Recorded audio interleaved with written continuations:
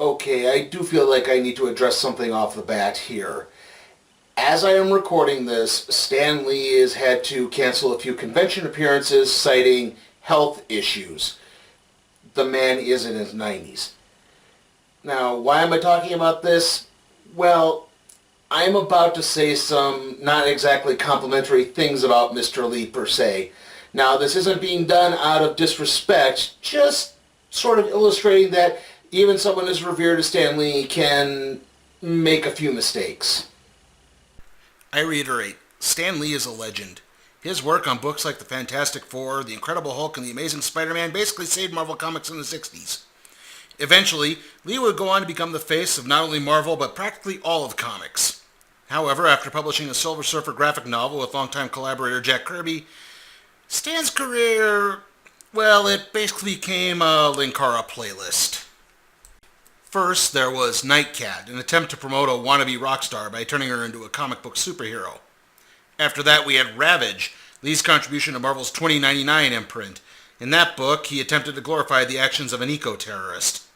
In the late 90s, Lee would create Stanley Media, an internet production company that went bankrupt after one of Lee's partners embezzled a few $1,000,000 and fled to Brazil, though not before the group published a comic where the Backstreet Boys got superpowers.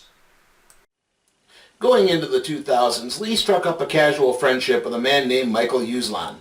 Now, you might not know who Michael Uslan is, but you might actually be familiar with most of his work. Uslan first gained recognition in the early 1970s when, as an undergraduate student at the University of Indiana, he convinced the Dean of Arts and Sciences to let him teach the first accredited college course on comic books. Buoyed by this success, Uslan would move to Hollywood with the dream of doing a big screen adaptation of Batman. That dream came true in 1989 with the record-breaking Tim Burton film. Uslan would also go on to work on many Batman films afterwards, including the Lego Batman movie. Uslan went on to also work on television shows like Swamp Thing, Dino-Saucers, and Where in the World is Carmen Sandiego. He also produced the first National Treasure movie. Uslan managed to pitch both Lee and DC Comics on a 13-issue story in which Lee would reinterpret the backstory of several DC characters leading up to the formation of the Justice League in America.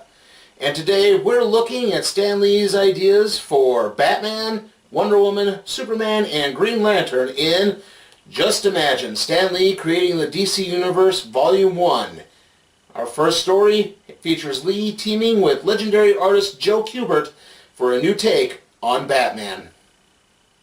Wayne Williams and his mother bury Wayne's father, Sam, a former police officer killed in the line of duty. As the two make their way home, Wayne remarks on the fruitlessness of his father's actions. Crime is more rampant now than it ever was. The two come across two goons beating up a guy for protection money. Wayne pulls his mother away as she tries to intervene. The next day, Wayne goes to his job as a baggage clerk in a nearby grocery store, where he sees Hans, the local crime kingpin, walking with a girl named Nita. It's then that a rival gang tries to take out Hans via a drive-by shooting. The crime boss ducks, and Wayne lunges out of the window to protect Nita. Instead of gratitude, Hans rips into Wayne, accusing him of trying to make a move on Nita. Wayne tries to attack Hans, but the crime boss has that nickname for a reason. He blocks Wayne's attempts to punch him and nearly crushes the young man's hands, only stopping at Nita's request. Afterward, Wayne argues with his manager over minding one's own business. One day later, a group of masked thugs arrive to hold up the grocery store. They proceed to thank Wayne for the information, making it look like he tipped them off to the proper time to rob the store. They then shoot the manager, knock Wayne out, and leave him with the gun in his hand. Wayne winds up being sentenced to prison. Knowing that Hans is behind this, he swears that he will make Hans pay for what he has done. Wayne begins working out and visiting the prison library. He hones his mind and body to perfection. He also hones his sewing skills at the prison sewing machine. Along the way, he befriends a scientist turned whistleblower named Frederick Grant and adopts a pet bat that he feeds through his jail cell wall at night. One day, Wayne receives news that his mother has died. She was ill for a long time, and he wasn't there to care for her. However, other forces are also at play. Reverend Dominic Dark of the Church of Internal Empowerment has begun addressing his followers. Dominic Dark is the big bad for the Just Imagine series. Eventually, this whole thing culminates with him squaring off against the Justice League of America. Reverend Dark has some of his disciples at the penitentiary. They open all the cell doors, and the inmates emerge and prepare to take down the warden. Only one man tries to stop them, Wayne Williams. He manages to take down the riot's leader as more officers arrive to halt the riot. Wayne's actions are enough to get him pardoned. Wayne moves into a small hotel. He knows he's not quite ready to take on hands, but he's not sure how he can get ready. Inspiration comes as he turns on the local pro wrestling show. That night, he sets about sewing a costume in the form of a bat. The next day, Wayne goes to the wrestling company's training center. He fights a few of the opponents, which impresses the promoter enough that he hires him. The Batman, as Wayne dubs himself, goes on to become a sensation, main eventing several matches and becoming a fixture on the talk show circuit. Yeah, this is not how one gets into professional wrestling at all, so my disbelief is really getting suspended here. Wayne Williams eventually makes enough money to purchase a small mansion in the Hollywood Hills. Wayne then recruits a recently released Grant by revealing his identity as the Batman. Grant enhances the costume with Kevlar lining, night vision lenses, sonar, and a cape specifically for gliding. The Batman sets out to track down Hans, who's holding Nita hostage until she agrees to marry him. The Batman crashes into the penthouse and makes quick work of Hans's goons. He then squares off with Hans. The two tussle until Wayne monkey flips Hans over a ledge where the Kingpin falls to his death. Nita is inside the apartment. She didn't like Hans, but he didn't deserve to die. The Batman promises never to kill again as word begins to get out about the Batman. And now Stan Lee teams up with artist Jim Lee for a new take on the Amazon warrior Wonder Woman. Long ago, the deity of Manco Capac founded the Incan city of Cusco. Capac would protect Cusco with his golden staff of power for centuries. In modern times, though, Cusco is in ruins, picked dry by conquistadors and later archaeologists. Maria Mendoza, daughter of the local magistrate, visits the ruins as she has many times. She laments the desecration of Cusco at the hands of a developer named Armando Guitez. It's then she bumps into Guitez's chief archaeologist, Steve Trevor. Trevor tries to make peace with Maria, explaining that what he finds he sent to his museum in Los Angeles, while Guitez is only concerned with finding gold and something else that he's not entirely sure of. The two are then interrupted by the sounds of security, and they rush back to town. Maria confronts her father, and he tries to warn her off. Years ago, Maria's mother was killed by bandits, and the act was covered up by a corrupt law enforcement. He swore to that day that his family would never be victims again. To put it simply, Mr. Mendoza has been putting his family's safety over the interests of anyone else in the town. It's then that Armando Guitez arrives. He has two vested interests, a trial being held in the town that day, and Maria, who easily rebuffs his advances. Guitez swears to make Maria his as the trial concerning a farmer's delinquent rent begins. The farmer rails against Guitez until the industrialist snaps his fingers, leading the police to beat down the farmer. Later, the farmer winds up taking his own life. Guitez then has the police take Maria's father back to his compound. Maria and Steve pursue Guitez and arrive just as he murders Maria's father. Steve takes Maria into a hidden chamber he discovered. The chamber belonged to Manco Capac and contains several mystical items of power. Guitez then arrives and shoots Steve, who drops the rune he was holding. Some type of entity emerges from the rune and merges with Guitez. Steve directs Mia to an object he knows can help her. It's the golden staff of Manco Capac. Maria grabs the staff, and Steve explains that she has become the avatar of Manco Capac. She's actually a descendant. Steve dies soon afterwards. Meanwhile, Guitez begins to board a plane to Los Angeles, where Steve sent the other two runes. Maria transforms and takes off after Guitez, eventually passing him and arriving in L.A. Yes, I am aware that runes are Norse, not Mesoamerican, but the comic continuously calls them runes, so that's why I'm just going with it. Upon arriving in Los Angeles, the golden staff transforms into a bracelet on Maria's wrist. The god then directs Maria to where Guitez will make landfall. Guitez is actually arriving at the Church of Internal Empowerment, where he believes a rune is located. Maria transforms again and flies by tabloid editor Mike Willard, who stares in wonder at the woman who just flew by. Maria takes on Guitez. She deflects his attacks as the staff transforms into a shield. The staff then changes into a magic lasso, which ensnares Guitez as Maria flies up in the air. Maria then drops Guitez onto a church spire, killing him instantly. Maria wakes up the next day in a foreign land with no home, money, or food. As she wanders the streets of Los Angeles, Maria happens across an issue of the National Exposer, Mike Willard's tabloid. The tabloid tells of the Wonder Woman that appeared the previous night. She goes to visit Willard at the Exposer. She wants to talk about Wonder Woman. Mike, however, is in love with Maria, and the feeling is a tad mutual. So he hires her as his assistant. Elsewhere in Los Angeles, two of Steve Trevor's associates receive a package. It's two runes belonging to a male and female raptor god, a hawk man and a hawk woman. Both Carter Hall and his assistant Diana Prince find this very interesting. Up next, Stan Lee reunites with Marvel Comics legend John Buscema for a new take on the Man of Steel. Superman. On a far-off distant planet, Salden of the Lawbringers works out as his scientist wife Liella extols the virtues of the government's newly developed space-time warp ship. Salden doesn't seem interested in that, though, only making himself stronger. He has feelings of inadequacy due to being the only Lawbringer who was not genetically enhanced. Salden then gets an emergency call. He leaves Liella after giving her a kiss, and Salden uses a newly developed flying harness to arrive at a hostage situation. The criminals toss out a couple of grenades which take out several Lawbringers, but Salden is wily enough to maneuver his way to a different set of grenades. He then sneaks into the building and takes down the hostage takers. As this is happening, an old enemy of Salden's named Gandor Gorok breaks out of prison. Word reaches Salden, who rushes home to find that Gorok has killed Liella. Salden then receives word of Gorok boarding the space-time ship. Salden uses his flying harness to race to the ship just as it takes off. The true struggle is the ship enters warp and teleports to the other end of the galaxy.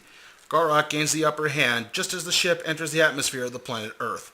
The ship crashes in the ocean and Salden rockets out. Earth's gravity is less dense than that of his home planet. Okay, I should point this out, but Salden's homeworld is not exactly given a name, so yeah, technically one could call it Krypton, but it's not exactly official. Salden fights off some goons who try to mug him and then begins to explore his new home. He's easily able to translate the language. The 26 characters of the English alphabet are dwarfed by Salden's native tongue, which is over 1,000, and he knows that he will need finances in order to find food and shelter. Salden takes a temporary job at a circus as a trapeze artist and earns enough money to rent an apartment with a TV, computer, and furnishings. Wow, that must be one pricey circus. Salden then sets about trying to track down two things, Gandor Gorok and the means to return home. However, Earth's space travel technology isn't anywhere near the ability to get him back to his home planet. Salden resolves to fight the evils of the Earth, so governments will donate more finances to upgrading their space travel technology. You know, as you will.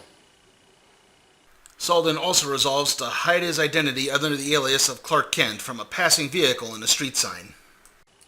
Yes, I am aware of the Spider-Man joke.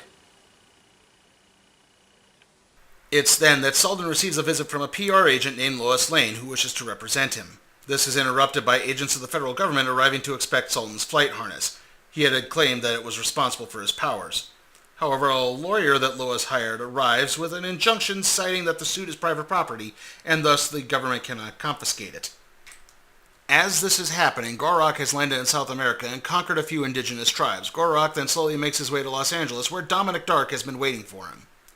Later, Salden hears a report of the leader of China being taken hostage. Salden flies to the law enforcement officials to offer help and a plan.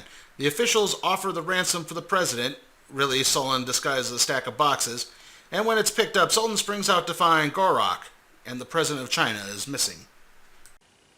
Also, Lois was taken hostage too, for some reason. Salden is taken back to Gorok's headquarters, where the villain taunts him about Liella. Salden breaks free and fights Gorok until the roof caves in, crushing the villain and revealing the compound to be underground. Salden then figures out the Chinese president has been tied to a clock tower with a bomb. He takes flight and rescues the president. Later, he and Lois talk out plans as she plans more personal appearances for Superman. Our final story tonight has Stan Lee teaming up with Dave Gibbons of Watchmen fame for Green Lantern. Professor Len Lewis is the most popular instructor at the University of Los Angeles. He manages to make archaeology seem interesting. The fact that he's easy on the eyes doesn't hurt that much, though. Lewis is a proponent of the monomyth, the theory that all cultural religions are essentially connected to one another. After one lecture, Lewis is approached by a young woman named Kathy Warren. She asks why it is he believes in the monomyth. Lewis explains that every major religion throughout history features a magic tree prominently. Lewis believes that he may have found this tree of life in Africa and will soon be boarding a plane to investigate. At that moment in Africa, a mercenary named Krogar arrives at the destruction of a local forest. That is, until his workers encounter a strange green mist that swallows their equipment. Back with Lewis, he bumps into Kathy as soon after arriving at the airport. He's inspired her to travel with him and investigate the tree. The two arrive at the forest, which is the same forest Krogar and his men have been terrorizing the locals. Lewis begins a preliminary investigation. The ground beneath the mist actually seems to be alive. It pulses. It's then that Kroger and his men arrive. They take Kathy hostage and shoot Len. Len falls back into the mist and disappears. Kathy immediately starts screaming at Kroger. Lewis was supposed to find the Tree of Life before Kroger was to make his move. Reverend Dominic Dark will not be pleased. Deep inside the mist, vines wrap themselves around the dying body of Len Lewis and begin moving him deeper within. Eventually, he arrives at a giant tree. The tree is the Yggdrasil, the Tree of Life. The Yggdrasil deems Lewis to be of true spirit and has chosen him to be the tree's avatar in order to protect the earth.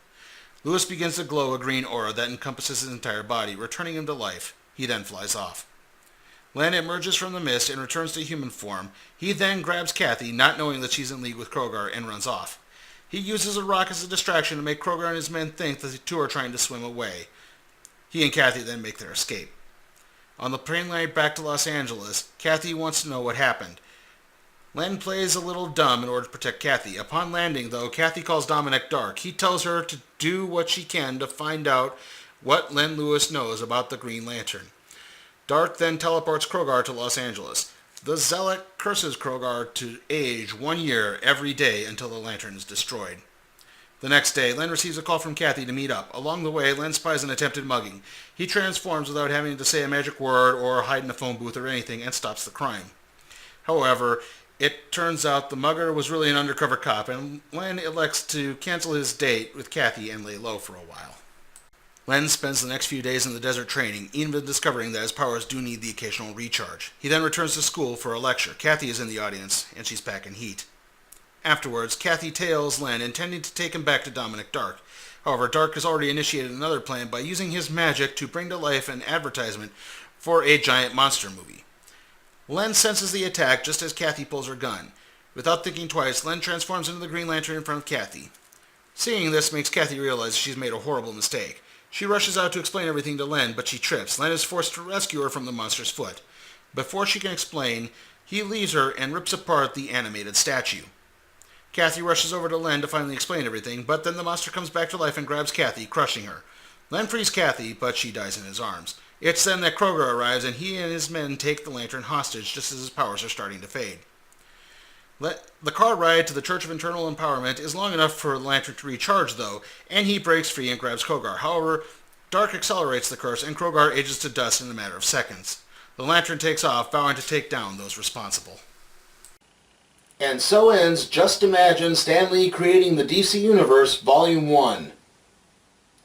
How was it? Well, there are some plus sides to this comic.